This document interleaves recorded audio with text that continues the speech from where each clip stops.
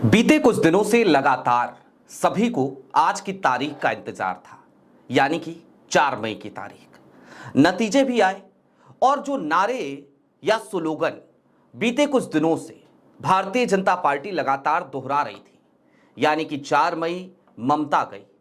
आज की तारीख में वो स्लोगन सही भी बैठा, लेकिन बात जरा कांग्रेस की करेंगे। राहुल गांधी ने नतीजे आने के साथ ही अपने 17 साल पुराने दोस्त को एक बार फिर फोन लगा दिया। आप समझ गए होंगे हम किसका जिक्र कर रहे हैं। लेकिन जब राहुल गांधी ने 17 साल पुराने इस दोस्त को फोन लगाया तो सिर्फ और सिर्फ वहीं पर नहीं रुके।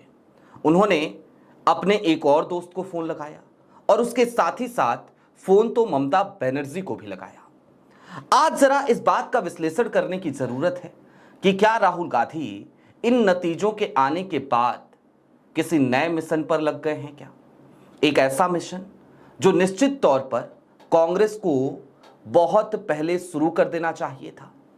और क्या आज की तारीख के ये नतीजे और खास तौर पर पश्चिम बंगाल में मोदी जी की जीत, भारतीय जनता पार्टी की जीत, क्या इसने कांग्रेस को ही फायदा पहुंचाया है? अगर पहुंचाया है तो कैसे पहुंचाया है? सारी बातें जरा विस्तार से करेंगे। नमस्कार, मैं स्वप्निल और आप मुद्दा देख रहे हैं। दोस्तों, आगे बढ़ें उससे पहले वही छोटी सी अपील। मुद्दा इन दिनों एक गंभीर आर्थिक संकट से जूझ रहा है। एक तरफ हमारे मेन बैंक अकाउंट्स बीते लंबे समय से फ्रीज चल रहे हैं, तो दूसरी तरफ हमारे 2.5 साल पुराने चैनल को हमसे लंबे समय तक छीन कर भी रखा गया था। ऐसे में डे टू डे ऑपरेशंस में मुद्दा को काफी मुश्किलों का सामना करना पड़ता है। लिहाजा आपसे गुजारिश है, यदि आप चाहें तो स्क्रीन पर दिख रहे क्यूआर कोड या फिर के नीचे दिख रहे यूपीआई नंबर्स के जरिए मुद्दा की छोटी छोटी मदद जरूर कीजिएगा, ताकि हमारी बेबाकी यूं ही बरकरार रहे। अब आगे बढ़ते हैं और जरा समझने की कोशिश करते हैं कि राहुल गांधी ने ये जो back to back 3 phone call किए, ये इस वक्त की एक बड़ी खबर क्यों है और इन फोन कॉल के बाद एक हलचल क्यों मची होगी भारतीय जनता पार्टी के खेमे में।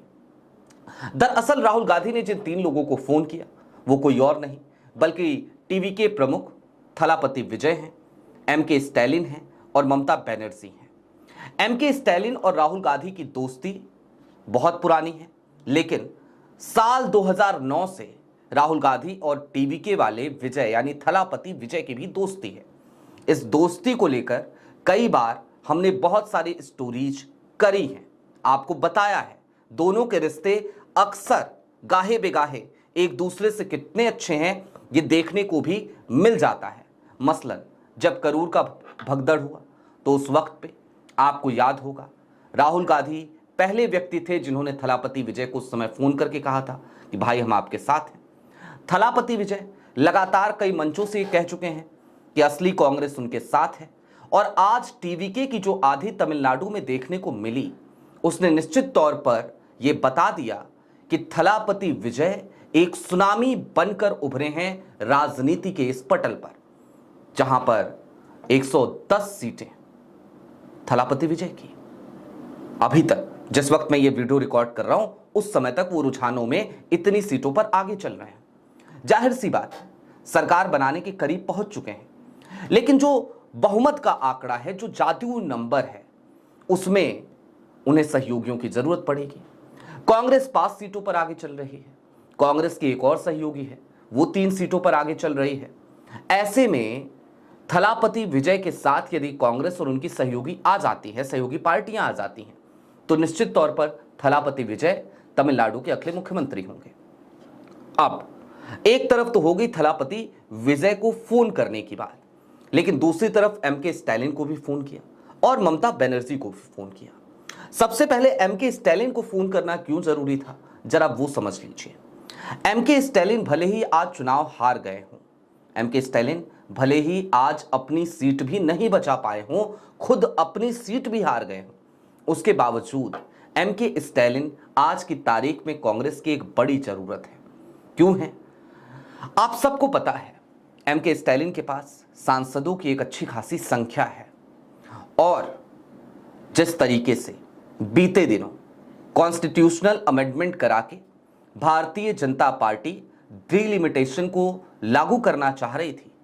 ऐसे में डीएमके ने यदि साथ छोड़ा और वो अगर एनडीए के खेमे में चली गई, एनडीए के समर्थन में उसने वोट दे दिया, तो ये कांग्रेस के लिए भी बड़ा सरदर्द हो जाएगा। हालांकि इसकी संभावनाएं बहुत कम हैं, लेकिन फिर भी ऐसे वक्त में राहुल गांधी को फूंक फूंक कर कदम उठाना पड़ेगा।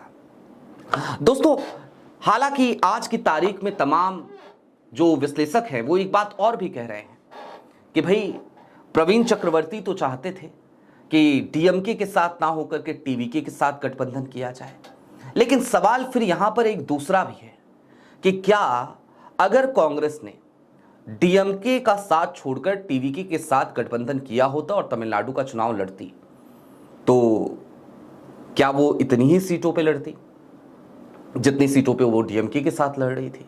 जवाब है नहीं। जाहिर सी बात है, वो तकरीबन 60-70 सीटों की डिमांड तो करती ही और इतनी सीटों पे चुनाव लड़ती भी। और ऐसे में क्या टीवीके इस तरीके का एक बहुमत, इस तरीके का एक मैंडेट लेकर के आ पाती? वहां पर बहुत सारे सवाल खड़े होते हैं, क्योंकि कांग्रेस का तमिलनाडु में अपना कोई बड़ा वजूद नहीं बचा है, और आज से नहीं, कई दशकों से नहीं है। ऐसे में निश्चित तौर पर तमिलनाडु में अपनी राजनीति को जमाए रखने के लिए कांग्रेस को सहयोगियों की जरूरत तो है, लेकिन अगर टीवीके के साथ वो पहले चली गई होती तो शायद आज टीवीके के पक्ष में इस तरीके के नतीजे ही नहीं आ रहे होते। अब दोस्तों, एमके स्टैलिन को लेकर फोन करना एक जरूरी कदम था, राहुल गांधी ने वो भी उठाया, एमके स्टैलिन को भी फोन किया। और अगर राहुल गांधी टीवीके के साथ जाते हैं, हालांकि अब इस अगर मगर की कोई गुंजाइश नहीं है, सारी चीजें खुल करके सामने आ गई हैं कि टीवीके का समर्थन कांग्रेस करने जा रही है, लेकिन फिर भी इस बात को समझिए कि अगर जाते भी हैं तो एमके स्टैलिन को कॉन्फिडेंस में लिए बिना राहुल गांधी टीवीके को समर्थन नहीं देंगे। दूसरी तरफ ममता बनर्जी को भी फोन किया। अब जरा पश्चिम बंगाल की तरफ चलिए और यह समझिए कि पश्चिम बंगाल में ममता बनर्जी की जो हार है, करारी हार है, बुरी तरीके से जो ये शिकस्त है, इसने कैसे कांग्रेस को फायदा पहुंचाया है। जो तमाम क्षेत्रीय छत्रप है ना, जो कांग्रेस की राजनीति को लगातार अपने राज्य में पनपने नहीं देना चाहते, जो बार बार ये कहते रहते हैं कि भैया देखो, जहां तुमको जो करना है करते रहो, लेकिन ये राज्य हमारा है, इस स्टेट में तुम्हारी राजनीति नहीं पनपने देंगे। चाहे वो बिहार में आरजेडी हो, दिल्ली में आम आदमी पार्टी जिस तरीके से राजनीति कर रही थी, या फिर कि पश्चिम बंगाल में ममता बनर्जी, जो सीधे तौर पर 2024 के चुनाव में भी ये कहते हुए नजर आई कि इंडिया गठबंधन पूरे देश के लिए है, पश्चिम बंगाल के लिए नहीं है, पश्चिम बंगाल में जो है वो टीएमसी है। तो जाहिर सी बात है, इस तरीके की महत्वाकांक्षाएं, इस तरीके का घमंड, इस तरीके का अहंकार और बार बार कांग्रेस को आंखें दिखाना, अब वो क्षेत्रीय छत्रप जो बचे हुए हैं आने वाले कुछ चुनावों में, और खास तौर पर अब एक ही राज्य दिखता है और वो राज्य है उत्तर प्रदेश, क्योंकि जितने भी विपक्षी दल हैं जो बार बार कांग्रेस को हाशिए पर ढकेलने की कोशिश किया करते थे, अब लगभग सबकी इतिश्री भारतीय जनता पार्टी ने कर ही दी है। आरजेडी का कर दिया, टीएमसी का कर दिया, डीएमके को टीवीके खा गई, तो बचा अब कोई नहीं है। कोई ऐसा छत्रप नहीं बचा है जो अब कांग्रेस को आंखें दिखाएगा, क्योंकि दिखाने के लिए उसके पास कुछ होना भी जरूरी है। उत्तर प्रदेश में समाजवादी पार्टी जरूर है, और समाजवादी पार्टी में बार बार कहता हूं कि अखिलेश यादव एक मजे हुए राजनेता हो गए हैं। अखिलेश यादव को पता है कि अगर उन्हें उत्तर प्रदेश में 2027 में भारतीय जनता पार्टी को शिकस्त देनी है तो उन्हें राहुल गांधी को अपने साथ रखना होगा, ताकि उत्तर प्रदेश का जो दलित वर्ग है, जो वंचित वर्ग है, जो शोषित वर्ग है, वो उनके साथ आकर खड़ा हो, उसके वोटों को पोलराइज कर सके।